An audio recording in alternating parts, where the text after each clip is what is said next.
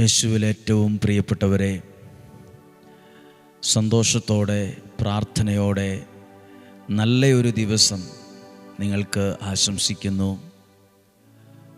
സന്തോഷമായിട്ടിരിക്കണം, സമാധാനത്തോടെ ആയിരിക്കണം, പ്രതീക്ഷയോടെ മുന്നോട്ട് പോകണം. എന്ത് സാഹചര്യങ്ങൾ അനുകൂലമാണെങ്കിലും പ്രതികൂലമാണെങ്കിലും നല്ല ധൈര്യത്തോടെ പ്രതീക്ഷയോടെ പ്രാർത്ഥനയോടെ മുന്നോട്ട് പോകണം.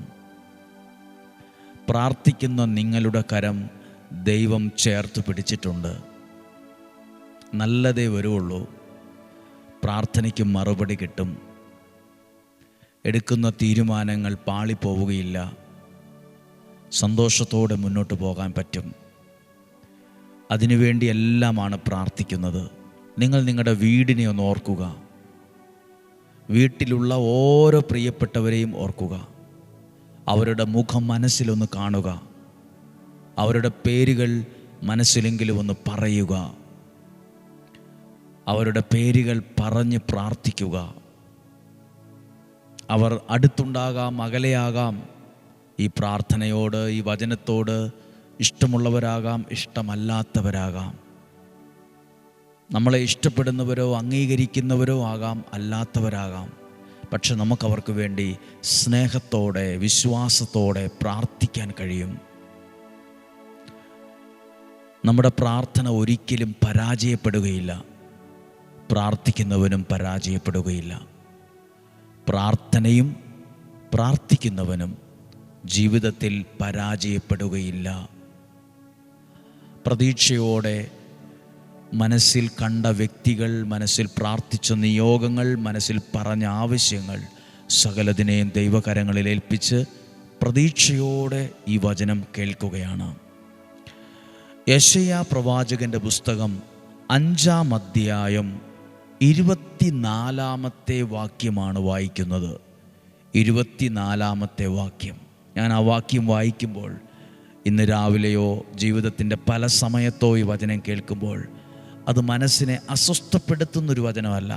അത് ശ്രദ്ധയോടെ കേൾക്കുമ്പോഴാണ് അത് മനസ്സിലാകുക. യെശയ്യാ പ്രവാചകൻ്റെ പുസ്തകം 5-ാം അധ്യായം 24-ാമത്തെ വാക്യം. തീനാളത്തിൽ വൈക്കോൽ തുരുമ്പ് പോലെ, അഗ്നിജ്വാലയിൽ ഉണക്കപ്പുല്ലുപോലെ അവരുടെ വേര് ജീർണിച്ചു പോകും. അവരുടെ പുഷ്പങ്ങൾ പൊടി പോലെ പറന്നുപോകും. കാരണം അവർ സൈന്യങ്ങളുടെ കർത്താവിൻ്റെ നിയമത്തെ നിരസിക്കുകയും ഇസ്രായേലിൻ്റെ പരിശുദ്ധനായവൻ്റെ വചനത്തെ നിന്ദിക്കുകയും ചെയ്തു. ദൈവത്തിൻ്റെ വചനത്തെ ഒരാൾ നിന്ദിച്ചാൽ എന്ത് സംഭവിക്കും? തീനാളത്തിൽ വൈക്കോൽ തുരുമ്പ് പോലെ, അല്ലെങ്കിൽ അഗ്നിജ്വാലയിൽ ഉണക്കപ്പുല്ല് പോലെ അവർ കത്തി ജീർണിച്ച്, അല്ലെങ്കിൽ പൊടി പോലെ ആയിപ്പോവും. ഒന്നും അല്ലാതാവും. ഞാൻ ഈ വാക്യം വായിച്ചപ്പം മനസ്സിൽ തോന്നിയൊരു കാര്യമാണ്. എന്തെല്ലാം ഉണ്ടെന്ന് പറഞ്ഞിട്ട് കാര്യമില്ല, എത്ര വലിയ ആളാണെന്ന് പറഞ്ഞിട്ട് കാര്യമില്ല. ഒരാൾ ദൈവത്തിലും ദൈവവചനത്തിലും നിൽക്കുമ്പോഴാണ് ആ ഐശ്വര്യം നിലനിൽക്കത്തുള്ളൂ. നമ്മളൊരു 5-10 വർഷത്തേക്ക് ഐശ്വര്യം നിലനിൽക്കണമെന്ന് പ്രാർത്ഥിക്കുന്നവരല്ല. നിലനിൽക്കുന്നൊരു ഐശ്വര്യവും നിലനിൽക്കുന്ന അനുഗ്രഹമാണ് നമുക്ക് വേണ്ടത്. നിലനിൽക്കുന്നത് ഇവിടെ എഴുതിയിട്ടുണ്ട്. അതിൻ്റെ പുഷ്പങ്ങളുണ്ടായിരുന്നു, അതിൻ്റെ വേരുണ്ടായിരുന്നു, എല്ലാം ഉണ്ട്. പക്ഷേ അഗ്നിയിൽ വൈക്കോല് പോലെ, ഉണക്കപ്പുല്ല് പോലെ അത് പെട്ടെന്ന് തവിട് പൊടിയായി കരിഞ്ഞ് ഉണങ്ങി ചാരമായിട്ട് പോയി, ജീർണിച്ചു പോയിന്ന്. ആരും വിചാരിച്ചില്ല അങ്ങനെ പെട്ടെന്നൊക്കെ ഇങ്ങനെ പൊടിയായി പോകും, ജീർണിച്ചു പോകുമെന്ന്. കാരണം എഴുതിയിട്ടുണ്ട്. അവർ ഇസ്രായേലിൻ്റെ പരിശുദ്ധനായവൻ്റെ വചനത്തെ നിരസിച്ചു, നിന്ദിച്ചു, അത് സ്വീകരിച്ചില്ല. അപ്പോൾ ഞാൻ നിങ്ങളോടൊരു കാര്യം പറയാം. ഒരാൾ വചനത്തെ നിരസിക്കാതെ സ്വീകരിച്ചാൽ, ഒരാൾ വചനത്തെ സ്വീകരിച്ചാൽ ആ വ്യക്തി ഒരിക്കലും ജീർണിച്ചു പോകില്ല, തവിട് പൊടിയായി പോകില്ല, തകർന്നു പോകാൻ ദൈവം സമ്മതിക്കത്തില്ല. അതാണ് ഈ വാക്കിൻ്റെ അർത്ഥം. നമ്മളൊത്തിരി പേര് പറയും, എന്തു വചനം, എന്തു പ്രാർത്ഥന, ഇതൊക്കെ ചുമ്മാ ആളെ കൂട്ടാനുള്ളൊരു പരിപാടിയല്ലേ, ഇതെല്ലാം ഓരോ തന്ത്രമല്ലേ, ഓരോ തട്ടിപ്പായിട്ട് ഇറങ്ങിയിരിക്കുന്നതല്ലേ. ഇങ്ങനെയൊക്കെ പറയുന്നവരും ചിന്തിക്കുന്നവരൊക്കെ ഉണ്ട്. അവരെ ആരെയും വിഷമിപ്പിക്കുകയല്ല, ഞങ്ങൾ അവർക്ക് വേണ്ടി പ്രാർത്ഥിക്കുകയാണ്. അതും സ്നേഹത്തോടെ തന്നെ പ്രാർത്ഥിക്കുന്നു. എന്തെങ്കിലുമൊക്കെ കാരണമുണ്ടാകും അങ്ങനെയൊക്കെ പറയാനും ചിന്തിക്കാനും. ഏതെങ്കിലും സമയത്തുണ്ടായ ചില അനുഭവങ്ങളോ ചില വിഷമങ്ങളോ ചില തിക്താനുഭവങ്ങളോ ചില വാർത്തകളോ ഒക്കെ കണ്ടതോ കേട്ടതോ അറിഞ്ഞതോ അനുഭവിച്ചതോ ആയ സമയത്ത് ഉണ്ടായ ഫീലിംഗ് ആയിരിക്കും ഇതൊക്കെ തട്ടിപ്പാണ്, ഇതൊക്കെ വെട്ടിപ്പാണ്, മോശമാണ് എന്നൊക്കെ തോന്നാനുള്ളൊരു കാരണം. ഞാൻ നിങ്ങളോട് പറയുന്നത് ദൈവവചനത്തിൽ നിന്നാണ്, പ്രാർത്ഥനയോടെയാണ്, വിശ്വാസത്തോടെയാണ്, പ്രതീക്ഷയോടെയാണ്. ഒരാൾ എൻ്റെ അടുത്ത് വന്നിരുന്നു. പ്രാർത്ഥിക്കാനൊക്കെ ഇവിടെ വന്നതാണ്. ഒരുപാട് നാളുകളായി, ആഴ്ചകൾ, മാസങ്ങൾ അദ്ദേഹം പ്രാർത്ഥനയിലുണ്ട്. ഒരിക്കൽ അദ്ദേഹത്തോട് ഞാൻ സംസാരിച്ചു. കുറേ നാളായല്ലോ, എപ്പോഴും കാണാറുണ്ടല്ലോ, എവിടെയാ വീട്, എന്തു ചെയ്യുന്നു? അപ്പോൾ അദ്ദേഹം പറഞ്ഞൊരു കാര്യമാണ്, ഞാൻ നല്ല സാമ്പത്തികമൊക്കെ ഉണ്ടായിരുന്ന ഒരാളായിരുന്നു. എനിക്ക് പ്രാർത്ഥിക്കാനും ഈ വചനം കേൾക്കാനും ഒരു സമയവും ഇല്ല. വചനം കേൾക്കാൻ, പള്ളിയിൽ പോകാൻ, പ്രാർത്ഥിക്കാൻ, ദൈവസന്നിധിയിലായിരിക്കാൻ ഒട്ടും സമയമില്ല. എനിക്ക് ബിസിനസ്സായിരുന്നു. എനിക്ക് അവിടെ മീറ്റിങ്, ഇവിടെ മീറ്റിങ്, ഭയങ്കര ബിസിയായിരുന്നു. പക്ഷേ ഞാനൊരു ബിസിനസ്സുമായി ബന്ധപ്പെട്ട് ഒരാളുമായി ഒരു ബിസിനസ്സിൽ പങ്കാളിയായി. അതെൻ്റെ തകർച്ചയായിരുന്നു.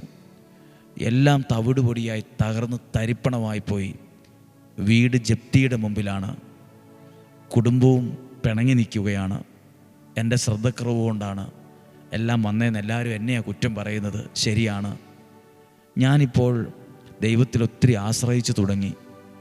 അപ്പോൾ അദ്ദേഹം പറഞ്ഞ വാക്കിൽ എനിക്ക് മനസ്സിലായി, അദ്ദേഹം തവിട് പൊടിയായി പോകാനുള്ള കാരണം, ജീർണിച്ചു പോകാനുള്ള കാരണം ദൈവത്തിലുള്ളൊരു ആശ്രയത്വമില്ല, ഒരു പ്രാർത്ഥനയില്ല.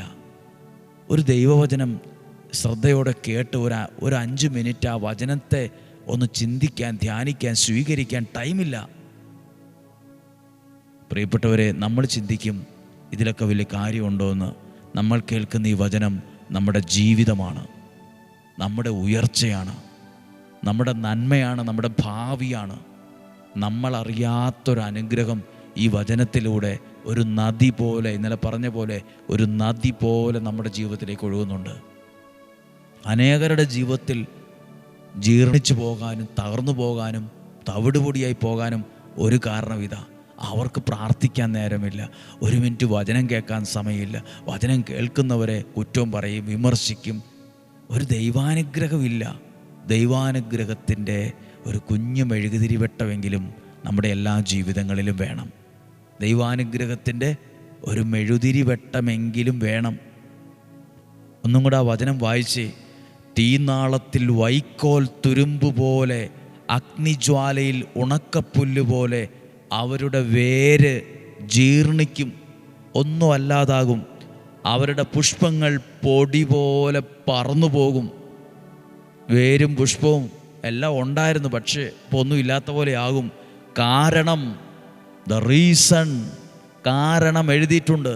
വേദപുസ്തകം, ദൈവത്തിൻ്റെ വചനം കാരണമായി എഴുതിയിട്ടുണ്ട്. കാരണം അവർ സൈന്യങ്ങളുടെ കർത്താവിൻ്റെ നിയമത്തെ നിരസിച്ചു. നിരസിക്കുക എന്ന് പറഞ്ഞാൽ എന്ത് പ്രാർത്ഥന, എന്ത് വചനം, ഇതൊക്കെ ആര് കേൾക്കാനാ? ഇതൊക്കെ തട്ടിപ്പല്ലേ. നിരസിച്ചു. ഇസ്രായേലിൻ്റെ പരിശുദ്ധനായവൻ്റെ വചനത്തെ നിന്ദിക്കുകയും ചെയ്തു. അതിനെ പുച്ഛിച്ചു, പരിഹസിച്ചു, നിന്ദിച്ചു. നിന്ദിക്കരുത്. എന്നാൽ അതിനെ സ്വീകരിച്ചാലോ, ഒരു വൈക്കോൽ തുരുമ്പ്, തീനാളത്തിൽ വൈക്കോൽ തുരുമ്പ് പോലെയോ അഗ്നിജാലയിൽ ഉണക്കപ്പുല്ല് പോലെയോ ജീർണിച്ചു പോകില്ല. പുഷ്പങ്ങൾ പൊടിയായി പോകില്ല. അതിൻ്റെ ഐശ്വര്യം നിലനിൽക്കും. അത് വാടിപ്പോവുകയോ ഉണങ്ങുകയോ ജീർണിക്കുകയോ തവിടുപൊടിയാവുകയോ ഇല്ല. ഒരാൾ വചനത്തെ സ്വീകരിക്കുമ്പോൾ, ഒരു വചനത്തെ ഒരാൾ ഇഷ്ടപ്പെടുമ്പോൾ, ആ വചനത്തെ വിശ്വസിക്കുമ്പോൾ, ആ വചനത്തിൻ്റെ അനുഗ്രഹമാണ് അയാളിൽ നിറയുന്നത്. പ്രാർത്ഥിക്കാൻ പോവുകയാണ്. ഇന്ന് കേട്ട ഈ വചനം നിങ്ങളുടെ ജീവിതത്തിൽ ഒരുപാട് അനുഗ്രഹമാകട്ടെ. ഡെയിലി ബ്ലെസ്സിങ് അനേകം ആളുകൾ പുതിയതായി അറിയാനും വചനം കേൾക്കാനും ഇടയാകട്ടെ. ഒരു ചോദ്യം ചോദിക്കട്ടെ. നിങ്ങളുടെ പ്രിയപ്പെട്ടവർ, നിങ്ങളുടെ കുടുംബത്തിലുള്ള ആളുകളൊക്കെ ഈ പ്രാർത്ഥനയെക്കുറിച്ച് അറിയുന്നതാണോ? ഒരു പ്രാവശ്യമെങ്കിലും അവർക്ക് അയച്ചു കൊടുക്കാൻ പറ്റിയോ? ലോകത്തിൽ ഏറ്റവും ആവശ്യമുള്ളവർ വെളിച്ചത്തെ കൊടുക്കുന്നവരെയാണ്. നമ്മളാൽ കഴിയുന്നൊരു വെളിച്ചം വേറൊരാൾക്ക് കൊടുത്താൽ ആ വെളിച്ചം കൊണ്ട് ആ വ്യക്തി മുന്നോട്ട് പോകും. വെളിച്ചത്തെ കൊടുക്കുന്നവരെയാ ദൈവത്തിനാവശ്യം, ദൈവരാജ്യത്തിനാവശ്യം, ഈ ലോകത്തിനാവശ്യം. വെളിച്ചത്തെ കൊടുക്കുന്നവർ. നമ്മളൊരാൾക്ക് വചനം കൊടുക്കുമ്പോൾ എവിടെയോ ആ വ്യക്തിയിൽ ഒരു വെളിച്ചമാണ് ഉണ്ടാകുന്നത്. മുന്നോട്ട് പോകാനുള്ള പ്രതീക്ഷയായി ആ വെളിച്ചം മാറിക്കൊള്ളും. ദൈവം അനുഗ്രഹിക്കട്ടെ. പ്രാർത്ഥിക്കുന്നു. നമ്മുടെ കർത്താവ് ഈശോ മിശിഹായുടെ കൃപയും പിതാവായ ദൈവത്തിൻ്റെ സ്നേഹവും പരിശുദ്ധാത്മാവിൻ്റെ സഹവാസവും നിങ്ങളോടുകൂടെ ഉണ്ടായിരിക്കട്ടെ. അങ്ങയുടെ വചനം കേൾക്കുന്ന ഓരോ വ്യക്തികളെയും അനുഗ്രഹിക്കണമേ. ഞങ്ങൾ താമസിക്കുന്ന വീടിനെ, ഓരോ മുറികളെ അനുഗ്രഹിക്കണേ. ഞങ്ങൾ കഴിക്കുന്ന ഭക്ഷണത്തെ, ഉപയോഗിക്കുന്ന വെള്ളത്തെ ആശീർവദിക്കണമേ. ഞങ്ങൾ സഞ്ചരിക്കുന്ന വാഹനത്തെ, എടുക്കുന്ന തീരുമാനത്തെ അനുഗ്രഹിക്കണമേ. ഞങ്ങളുടെ കുടുംബത്തിൽ സന്തോഷവും സമാധാനവും നിലനിർത്തണമേ. പ്രാർത്ഥന വർദ്ധിക്കണമേ. വിശ്വാസം നഷ്ടപ്പെട്ടു പോകാതെ ദൈവത്തോടുള്ള ബന്ധം ആഴപ്പെടാൻ ഇടയാകണമേ. കുഞ്ഞുങ്ങളുടെ വിദ്യാഭ്യാസം അനുഗ്രഹമാകട്ടെ.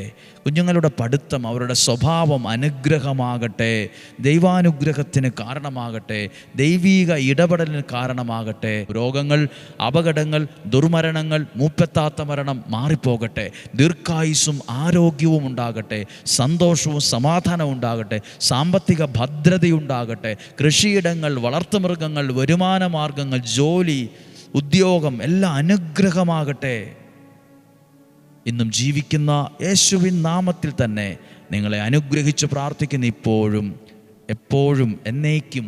ആമേൻ. ദൈവം അനുഗ്രഹിക്കട്ടെ. നല്ലൊരു ദിവസം നിങ്ങൾക്ക് ആശംസിക്കുന്നു. ഈ വെള്ളിയാഴ്ച 7 ആശീർവാദത്തോടെയുള്ള ദിവികാരുണ്യ പ്രദക്ഷിണം ഉള്ള ദിവസമാണ്. രാവിലെ 8:15. എല്ലാ 3-ാം വെള്ളിയാഴ്ചയും അങ്ങനെയാണ്. ഒത്തിരി അനുഗ്രഹമാകുന്ന പേര് പറഞ്ഞ്, നിയോഗം പറഞ്ഞ് പ്രാർത്ഥിക്കുന്ന 1 മണിക്കൂർ നിയോഗ പ്രാർത്ഥനയാണ്. ദൈവം അനുഗ്രഹിക്കട്ടെ. ഈ വരുന്ന ശനിയാഴ്ച ഇന്ത്യൻ സമയം വൈകുന്നേരം 7 മണിക്ക് സിസ്റ്റേഴ്സ് ആയിട്ടുള്ളവർക്ക് വേണ്ടി 7 മണി മുതൽ 7:30 വരെയുള്ള പ്രാർത്ഥനയുണ്ട്. നിങ്ങളുടെ പരിചയത്തിലോ, നിങ്ങളുടെ കുടുംബത്തിലോ, നിങ്ങളുടെ മക്കൾ, സഹോദരിമാർ, അല്ലെങ്കിൽ നിങ്ങളുടെ ഇടവക പള്ളിയിലെ സിസ്റ്റേഴ്സ് ആരെങ്കിലുമൊക്കെ നിങ്ങൾക്ക് പരിചയമുള്ള ഓരോ സിസ്റ്റേഴ്സിനോടും പറയുക, ഇന്ത്യൻ സമയം ഈ വരുന്ന ശനിയാഴ്ച വൈകുന്നേരം 7 മണിക്ക് അരമണിക്കൂർ സിസ്റ്റേഴ്സിന് വേണ്ടി പ്രാർത്ഥനയുണ്ട്. വചനം പറഞ്ഞൊരു ആരാധനയിലൂടെ പ്രാർത്ഥിക്കുന്ന സമയമാണ്. അനുഗ്രഹമാകും. നിങ്ങൾ ആഗ്രഹിക്കുന്നെങ്കിൽ, സമയം അനുവദിക്കുന്നെങ്കിൽ പ്രാർത്ഥിക്കുക, പങ്കെടുക്കുക. നാളെയും 5:30 ഒരുമിച്ച് കാണുന്നത് വരെ സ്വർഗത്തിലെ വലിയവനായ ദൈവം എന്നെയും നിങ്ങളെയും സൂക്ഷിക്കട്ടെ. ആമേൻ.